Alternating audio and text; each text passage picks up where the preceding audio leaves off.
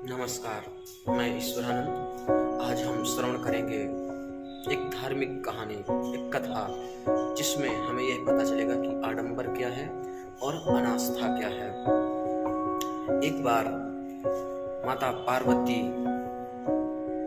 प्रश्न करती हैं शिव जी से कि हे भगवान, आडंबर क्या है, अनास्था क्या है। इस पर गहन चिंतन करके प्रश्न करती हैं और भगवान शिव कहते हैं कि हे पार्वती, यह जो इंसानों के अंदर कर्म कांड की भावना है, धार्मिकता की भावना है, और इसके साथ ही इनके मन के अंदर कुछ अलग ही चलता रहता है। ये जो अलग चलने की जो प्रक्रिया है, यही आडंबर है और यही अनास्था है। इसे ही दिखावा कहते हैं। माता पार्वती से भगवान शिव कहते हैं कि चलो एक मंदिर पे चलते हैं पृथ्वी पर, और वहां जाकर के हम तुम्हें एक उदाहरण के साथ बताते हैं कि कैसे लोगों के अंदर आडंबर छाया हुआ है। भगवान शिव और पार्वती पृथ्वी पर आते हैं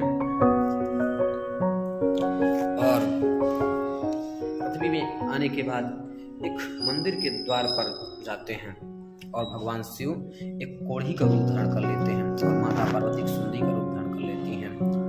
अब उस मंदिर पे दर्शनार्थी आते हैं दर्शन के लिए।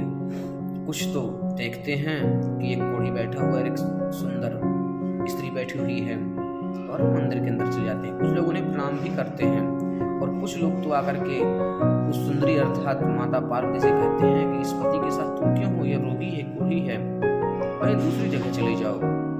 ऐसी बातें सुन करके माता पार्वती को बहुत ही दुख होता है।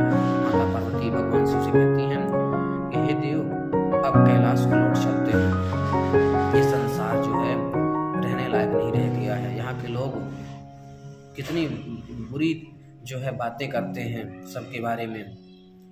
जैसे ही इस तरह बातें चल रही थी दोनों के बीच पे, भगवान शिव और पार्वती के बीच में जब बातें चल रही थी, तो उसी समय एक भक्त आता है और वह देखता है कि एक कोढ़ी बैठा हुआ और एक औरत बैठी हुई जो बहुत सुंदर है।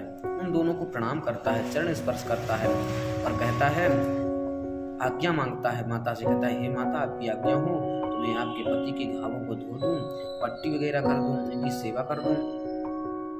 माता ने आज्ञा दे दिया। उसने उस कोढ़ी की सेवा की, अर्थात शिव जी की सेवा की, और ऐसा सब कुछ दे करके दोनों बहुत ही प्रसन्न होते हैं। पट्टी करने के बाद वह भक्त कहता है कि मेरे पास जो कुछ भी भोजन है इसे आप ग्रहण करिए।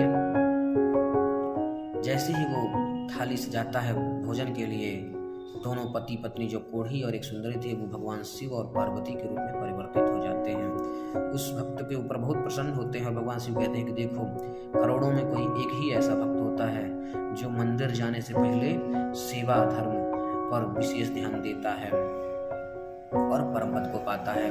और इस प्रकार भगवान शिव उस भक्त को परम पद दे देते हैं, अपना शिव लोक दे देते हैं। इस कहानी से हमें यह सीख मिलती है कि हमें जो है कर्म कांड तो करना चाहिए, पर आस्था के साथ साथ करना चाहिए और धार्मिकता को अपने बनाए रखना चाहिए। दीन दुखियों की सेवा करनी चाहिए, तभी वो ईश्वर प्रसन्न होता है। मैं आपका ईश्वरानंद विदा लेता हूँ। नमस्कार।